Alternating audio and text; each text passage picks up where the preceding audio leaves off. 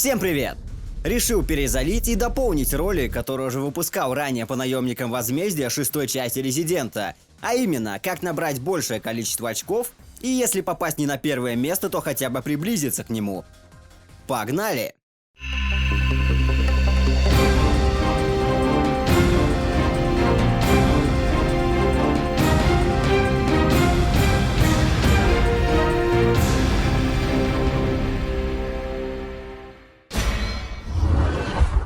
Пункт 1. Контратаки.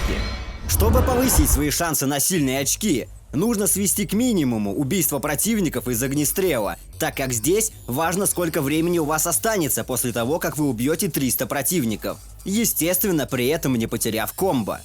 Также опыт из пятой части наемников из разряда «Выстрел, физуха» нужно отвести на второй план. Здесь доминирует немного другая тактика. Очки суммируются не только из количества и видов убитых недругов. После окончания матча вам начислят еще очков сверху, помимо тех, которые вы заработаете во время катки. Они образуются из времени, которое у вас осталось по окончанию. Именно на него и нужно делать упор. Лучше всего стараться делать контратаки, так как за нее вы будете получать 10 секунд. Однако стоит учитывать и саму анимацию контрухи. Некоторые из них длятся 1 секунду, а некоторые могут доходить и до 4. То есть 10 секунд выиграли, и 4 из них сразу же проиграли. Не сказать, что стоит делать на этом какое-либо высчитывание или прям дикий акцент, но незаметно для себя именно так вы можете немного не добирать. А из длительности некоторых контратак, особенно с Java, можно и вообще потерять комбо. 90% атак противников шестой части можно, так скажем, отпарировать, если вовремя нажать куты. Иногда товарищи просто получат урон, но в основном сразу же откинутся. По крайней мере, в случае наемников возмездия. Противники здесь слабее, чем в обычном режиме. Если вы заранее знаете, какие виды противников более устойчивы, чем к одной контратаке, то можете немного пострелять в них, или же сделать это непосредственно за секунду до прожатия парирования, будем это так называть. Но это требует тренировки. Но главное отличие от обычных наемников только в том, что противников здесь в 2 раза больше. Также повышенная вероятность смерти от контратаки зависит от персонажа, за которого мы играем, и какое оружие будет находиться в данный момент у него в руках. Контратакой даже можно зацепить сразу нескольких врагов, и вы получите столько секунд, сколько врагов погибло от вашей опять-таки контратаки. Самая сильная и уникальная контратака у Криса, если в руках он держит любое одноручное оружие, помимо ножа. К примеру, Магнум. Когда вы ее используете, очень высока вероятность того, что вы убьете еще как минимум 3 противников, так как Крис, ударяя недругов спиной, перемещается на приличное расстояние, но видно это только со стороны. Вторая по силе и также уникальная контруха находится у Ады и Карвы. Как Крис, она не перемещается, когда в руках у нее, к примеру, автомат, но ногой она нифигово бьет по площади. Но и она иногда дает сбой, если удар приходится где-то сбоку. Ракурс камеры также меняется, и некоторое время после нее Ада стоит на месте, что само по себе небезопасно. Такие персонажи, как Хелена, Пирс и Агент, не выделяется особой контратакой, и, как и все другие, обладает рядом стандартных. Удар спиной, но стоя на месте. Соответственно, менее эффективная, чем у Криса. Исключением является Джейк, у которого присутствует особая анимация, но силой она также не выделяется. Не обойдем стороной и Леона с Шелли, который владеет собственной контратакой, но лучше бы ее не было, так как она самая слабая. И чтобы убить противника с полным ХП, нужно попасть строго по центру, и то не всегда помогает. Однако, если вы играете против Java, то любая контруха, даже Леона и Шерри, будет для них смертельной. У всех персонажей есть общая контруха, как с двуручным оружием, так и нет. Ей лучше контрить летящих на вас с разгона зомби. Особенно, если вы стоите в толпе. И за одну контруху можно получить даже плюс 100 секунд времени. Из-за того, что вы держите в руках что-то вроде автомата, анимация будет проходить быстрее, и вы сможете опять-таки быстрее сменить и занять более удобную для вас позицию. Однако стоит отметить, что если на вас летит зомби с динамитом, то после окончания анимации высока вероятность, что вы получите урон от его взрыва. А если вы контрите с пистолетом в руках, то взрыв вас не заденет, так как анимация будет идти чуть дольше. Но и тут и есть минус. Если зомби выжил после налета на вас, и вы законтрили его с пистолетом в руках, то может быть такое, что он сразу вас схватит, опять-таки из-за длительности анимации. Дольше, чем у двуручного оружия. И в таком случае лучше пытаться сразу делать отскок. Но если в руках был автомат, то вы можете спокойно избежать захвата. Все это приходит с опытом, и в конце концов, если задротничать, вы научитесь на слух определять, какую атаку противник собрался сделать. И даже стоя в толпе, вслепую, будете их контрить. Но, конечно, перед тем, как идти играть на рекорд, нужно довести все контратаки до автоматизма. Если на карте присутствует такая возможность, то противников лучше стараться согнать в одну большую группу в каком-нибудь узком месте. Тогда вероятность того, что вы снесете 3, 5 или больше недругов, кратно возрастает. Особенно лучше контрить всех на каких-нибудь лестницах или же просто подъемах, так как враги будут стоять ближе друг к другу, чем обычно. Ведь если контрить каждого по отдельности, то топовый рекорд будет взять тяжело. Ведь время, которое вы собрали, будет медленно уходить. А нам важно еще быстро закончить катку, но об этом ниже. Однако, если нет возможности произвести контратаку, такое бывает, лучше тогда стараться убить врага просто рукопашкой. За это вам дадут 5 секунд времени. Всякое лучше, чем ничего. Оглушение противников и добивающий удар. Этот пункт совместим с третьим, так как есть некая фишка со взрывом гранаты, которая поможет нафармить еще больше времени, но лучше обо всем по порядку. Как, собственно, оглушить противников? Самое распространенное — это 2 раза подряд сделать подкат. Опасно тем, что если вы будете это делать в толпе, высока вероятность того, что вы попадете в захват другого противника, так как непроизвольно сагрите его провести захват с колен. Но кто не рискует, тот не ставит рекорды. Быстрый выстрел и подкат. Более удобная тактика, но и тут кроется минус. Ведь ваш персонаж может выстрелить куда угодно, но только не туда, куда надо. Выстрел в голову и подкат. То же самое, что и с быстрым выстрелом, но только это может быть в разы дольше, особенно если противник двигается. А если сильно повезет, то он вообще может умереть потом от вашего подката. Все зависит от оружия, каким вы стреляете в голову перед слайдом. Удар локтем назад. Имеется только у мужских персонажей и глушит противника с первого раза. Это самый эффективный способ оглушения. Конечно, есть еще такие, когда можно 2 раза пнуть противника или ударить рукой Джейка, но это редко кто юзает. Некоторые мутации Java можно застанить одним выстрелом в голову, но он очень довольно-таки быстро отойдет от этого. В то же время, как некоторые мутации не будут глушиться даже при помощи световой гранаты. Тех же жердяев можно оглушить и при помощи кислотных выстрелов. Некоторые противники глушатся и при помощи контратаки, на которых нужно сначала сагрить. К примеру, такие как жердяи или же блудшоты. Просто банально подойдите к ним ближе и ждите нужной атаки. И если рядом будут противники, то они еще и словят микростан. Очень помогает, если нет другой возможности их оглушить. Тех же блудов можно посадить на колени при помощи ножа. Ну и если ситуация вынуждает, можно кинуть световую гранату. Пешка работает в основном против Java. На рядовых зомби она же не подействует должным образом. Зато глушит тех же блудов и опять-таки жердяев. К чему я это? Хочу обратить внимание на то, что добивающий удар производится именно с лицевой стороны противника. К примеру, Java после оглушения так и будет смотреть в ту сторону, в которую он смотрел до ваших подкатов. А вот зомби же закрутит, и он окажется к вам спиной, и придется обходить его. Если вы будете стоять сзади или просто не до конца оглушите врага, то персонаж сделает другую атаку. Это также касается противников, которые держат в руках какое-либо оружие, за исключением огнестрела, а также если они сами обвешаны гранатами или в их теле что-то торчит. Даже если вы подойдете с лицевой стороны, то персонаж все равно сделает другую атаку.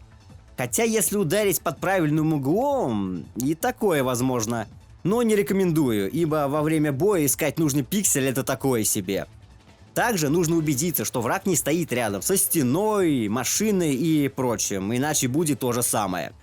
При использовании световой гранаты стоит убедиться, что вы скорректировали позицию персонажа, иначе, как уже говорил, персонаж сделает совсем ненужную нам атаку.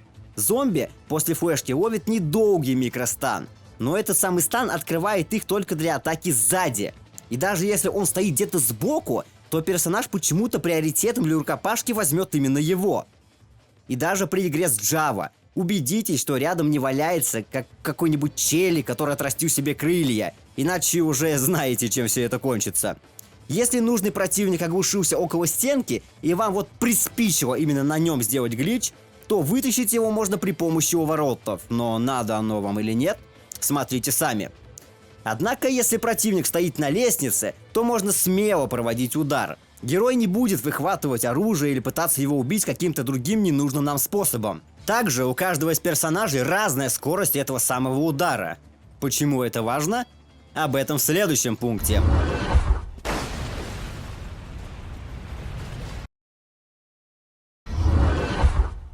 Итак, врагов много. Убить их надо быстро. На одних контрухах далеко не уедешь, и сейчас расскажу про фишку с гранатой и добивающим ударом. Если оглушить противника, подойти к нему с лицевой стороны, кинуть гранату и сделать добивающий удар, то игра будет думать, что вы убили всех противников именно добивающей атакой, хотя все они погибли от гранаты. За каждый добивающий удар на одном из противников в наемнике возмездия вы получаете плюс 8 секунд времени. Но и есть одно но. Взрыв гранаты должен попасть в анимацию добивающего удара. Только тогда вы получите нужные нам секунды. В ином же случае можно просто подорваться на собственной гранате. Скорость добивающего удара у каждого персонажа разная, стоит это помнить перед тем, как кидать гранату. Гренка взрывается примерно через 2,5 секунды после того, как она вылетела из руки персонажа. Именно в эти секунды и нужно вместить добивающий удар. Самое безопасное и длинное у Криса, Хелены и Агента. При игре за них, как только вы бросили гранату, можете сразу же спамить кнопку удара, и взрыв не выйдет за рамки анимации. Очень полезно это делать в толпе, хоть и опасно. Ведь рассчитывая на добивающий удар, персонаж непроизвольно может законтрить какого-либо противника, которого вот именно сейчас приспичило сделать атаку. Или просто начать топтать врагов, который валяется под ногами. Однако лучший добивающий удар считаю Хелены Харпер. Ведь она бьет почти сразу, а остальное время, пока идет анимация, она возвращается в прежнее положение. И если вы замешкались при броске гранаты, это может вам спасти комбо. У Криса и Агента тоже отличные удары, но они очень долго замахиваются, а Агент к тому же и вообще бьет вниз. И меньше вероятности задеть еще кого-то из противников, в отличие от того же Криса. Хотя с некоторыми врагами удар Агента полезнее, чем у Редфилда. К примеру, с зомбями с фонарями или же Java-пончиками. Я бы в этот отряд запихнул еще и Леона, так как тоже можно сразу прожимать. Но лучше не обманываться, и может быть такая вероятность, что не хватит какой-то доли секунды, чтобы все вышло как надо. Однако у него все равно атака идет дольше, чем у всех ниже перечисленных персонажей. И самое главное, как у Хелены, идет моментальное касание противника, а остальное – анимация, пока Леон опускает ногу. При игре за Джейка и Пирса, после того, как кинули гранату, нужно подождать где-то около половины секунды. Я бы даже сказал 0,7. И только потом наносить удар, иначе время не засчитается. Сами понимаете, что стоя в толпе, опять-таки это делать опасно, но деваться некуда. Самые быстрые удары у Шерри, Ады и Карлы. После гранаты снова ждем, но уже чуть дольше, если интересно, примерно 0,8. Не сказать, что ощущается на практике, но так оно и есть. Да и хотя в идеале лучше не высчитывать время, а нужно все это прочувствовать самому. Но кто играл за них, те прекрасно знают, чем опасна такая атака. Где-то придется ждать очень долго и нажимать удар прямо в момент взрыва гранаты. И если не успеете, смерть. Если нет обычной гранаты, то эту фичу можно проделать и с зажигательной. Если вы кидаете ее себе под ноги, неважно за какого персонажа вы катаете, прожимать удар нужно сразу, ведь ее действие моментальное, в отличие от стандартной. И такое можно сделать даже со Светкой, если вас задолбали птицы на некоторых локациях. Против Java зажигательная граната работает как надо, а вот с зомбаками могут быть проблемы. Время-то вам дадут, но огонь перебрасывается с одного зомби на другого, и в итоге даже 50 противников могут просто сгореть и не дать вам ни одной секунды. Маршрут. Для игры на рекорд не нужно бежать и собирать весь лут на карте. Точнее, пока вы учитесь делать все, что я озвучил выше, можно этим заниматься, но лучше не привыкать. Разбивать все время, которое разбросано на картах, также не нужно. Все оно соберется в течение матча, так как на каждой карте есть маршрут, как нужно правильно двигаться. Делается это все с той целью, чтобы успеть прибежать к точке появления определенного противника. Ведь если этого не сделать, можно просто потерять комбо, так как враги внезапно могут не успеть добежать до вас. Или же наоборот, все это делается, чтобы устранить угрозу, к примеру, толпу зомби с магнумами. Иначе они разбегутся по всей карте и своей меткой стрельбой опять-таки дадут прикурить даже пирсу. Само время можно разбить не только коснувшись его, по нему можно кинуть световой гранатой, или зажигательной, или обычной. И если по таймингу сделать подкат, то игра засчитает вам ручное разбитие. Также можно сделать и с гранатометом, и ракетницей.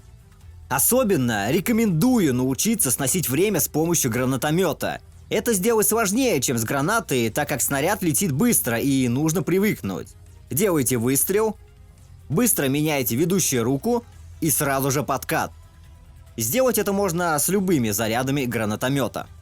На локациях в разном количестве будут находиться зеленые комбо-кристаллы. Их уже можно разбивать просто выстрелом, и за каждого убитого моба вы будете получать большее количество опять-таки очков. Желательно это делать после того, как собрали толпу и решили кинуть гранату. Но это далеко не всегда получается сделать, и в основном бьют их сразу, чтобы потом про них не вспоминать и уж тем более не забыть. На некоторых локациях у вас будет получаться вызывать скрытых боссов, но держать до конца их смысла нету, как в обычных наемниках. 150 тысяч вам за них не накинут. Однако и убивать сразу не надо, а только после того, как аннигилируете 100 недругов. Расскажу подробнее, к примеру, на карте «Хаос в городе» при игре за Криса. Есть две точки респауна, с которых можно стартовать. Допустим, вы начали играть здесь. Подбирать гранаты и стрелять по ящикам смысла нет, так как 3 гранаты опять-таки у нас имеется уже со старта. А значит, первым делом бьем вот это вот время. Далее маршрут может меняться в зависимости от того, что вы хотите делать в конце. Если вы решили играть агрессивно, то сразу начинайте бой в центре локации. Именно тут будет большее скопление зомбаков, так как многие будут прыгать на вас с моста.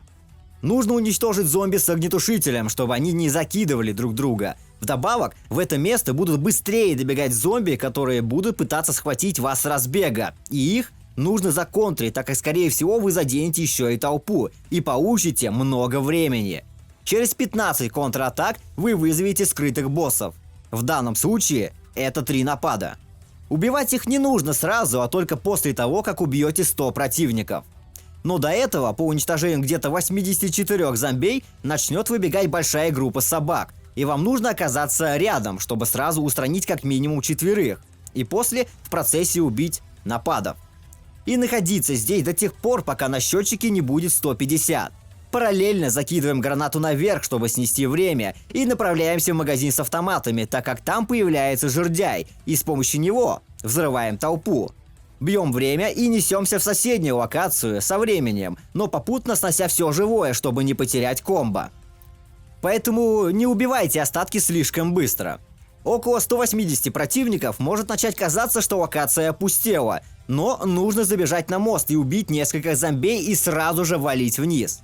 Собираем вторую резервную гранату, первую вы не пропустите, и начинаем финальный бой, попутно снося предпоследнее время. И около 220 врагов бежим к точке респауна зомби с магнумами и взрываем их. Около 250 забегаем в магазин, бьем крайнее время и сразу взрываем жердяя. И пытаемся выжить до конца. У этого маршрута есть куча вариаций и можно экспериментировать, и это я еще не упомяну про бонус комбо и более изощренные штуки, которые нужны именно для мирового рекорда. Если не хотите держать нападов до 100, то как только увидели надпись о том, что вы успешно вызвали боссов, сразу же лезем наверх и убиваем их. Заодно и бьем время, тем самым избавляем себя от броска гранаты в будущем. Чтобы упростить немного финальный бой и не забегать в магазин, время, которое мы били последним, нужно разбить вторым и так далее. То есть в теории вы можете бегать и воевать где вам захочется, но тогда некоторые противники будут бежать до вас дольше, а те же зомби с магнумами будут добираться до вас разными путями, и в итоге обстрел будет идти отовсюду. И такие маршруты есть для каждой карты, включая кооп. И если вы играете один, то смело берите себе перк бонус времени, и за каждый разбитый тайминг вы будете получать плюс 10 секунд.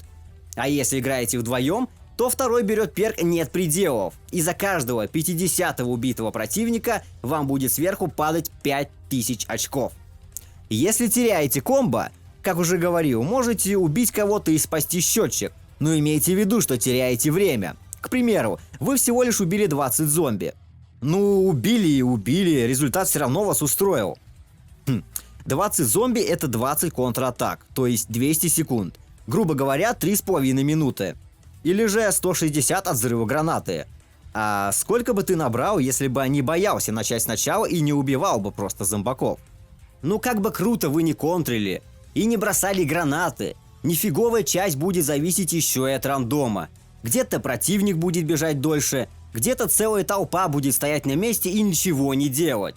И конечно же, даже из взорванной толпы могут просто не упасть гранаты, и вы будете терять время на их поиске. Кстати, да, на некоторых локациях гранаты сразу будут лежать в установленных местах, которые нужно знать и использовать. Всего в наемниках 10 карт, из них 4 с зомбями, и они, наверное, самые бесячие. Из-за самих же зомбарылов, которые так и хотят взять захват.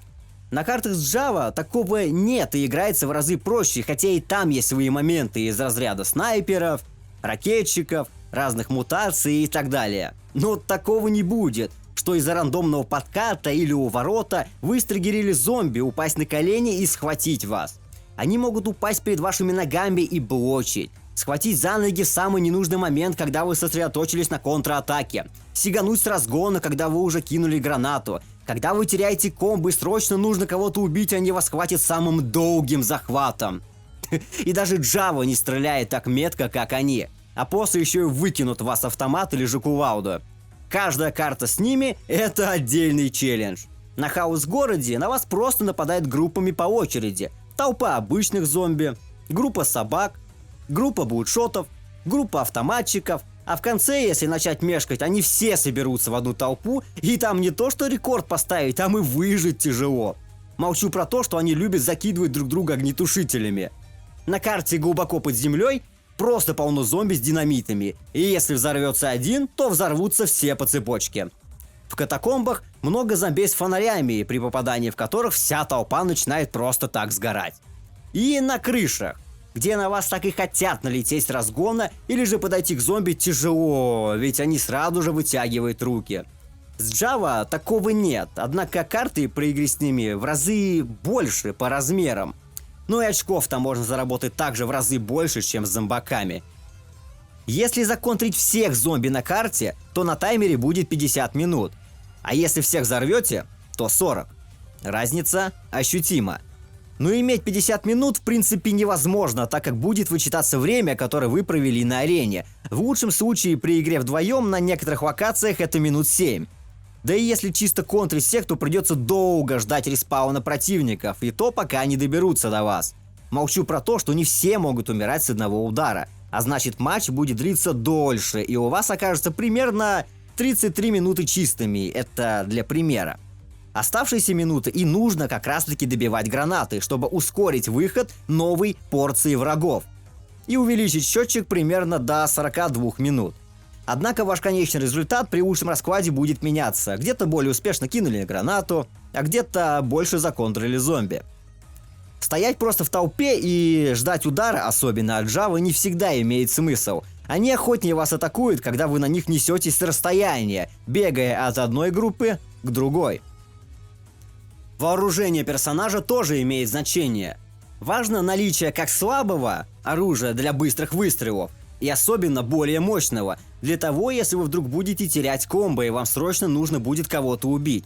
Зачастую вам придется делать квикшоты, и такое оружие, как пистолет, поможет вам долго не оставаться на одном месте. Да и урона врагу оно нанесет немного. Что не скажешь про автоматы, дробовики, снайперки и прочее. Однако вы можете скипать им анимацию перезарядки после каждого выстрела, не относится к быстрым, смены оружия и возврата обратно, или же смен ведущей руки. Но после этого вам нужно будет еще и перезарядить все пушки, что не есть гуд. Не надо хранить у себя все патроны подряд, ведь может быть такое, что на поле боя у вас не окажется места, чтобы быстро подобрать гранату. Поэтому, если не при каждой анимации, то довольно-таки часто лучше заходить в меню и выбрасывать излишки. Также, если кругом бродит толпа небезоружных противников, можете выстрелить зомби в бутылку или палку. Она сломается, и он ее выкинет, что откроет его для добивающего удара после. Крис – самый имбовый персонаж, так как у него и контруха самая сильная, и удар очень долгий. Вдобавок у него сразу при себе имеется 3 гранаты, из-за которых вы можете сразу рваться в бой, а не стрелять по ящикам или же бежать к месту, где граната дожидается вас. Ведь именно так придется делать за других персонажей. То есть немного корректировать маршрут. Или же надеяться на бога рандома, что вам довольно-таки быстро упадет хотя бы одна гренка. В то время как при игре за Криса дефолтная граната будет служить резервной, если рандом пойдет против вас. У него есть мощное оружие, как автомат или же тот же Магнум, который помогут устранить мини-боссов, или же быстро кого-то прикончить, если будете терять комбо. Нож, чтобы глушить некоторых зомбей. Жаль вот только у него с собой изначально нет вообще ни одной хилки. Ведь у других персонажей она так или иначе в каком-нибудь виде есть. Также 3 гранаты есть у дополнительного костюма Ады. Вдобавок, помимо обычных грен, есть еще и 2 световые. Я бы очень хотел разобрать подробнее всех персонажей, их плюсы и минусы, но это тема для отдельного видео. Маякуйте, если хотите видеть подобное. Всем спасибо за просмотр. Если когда-то играли на рекорд, пишите, сколько очков максимально вы набирали, как соло, так и вдвоем. Какая карта ваша любимая и какого перса вы мейните. До встречи!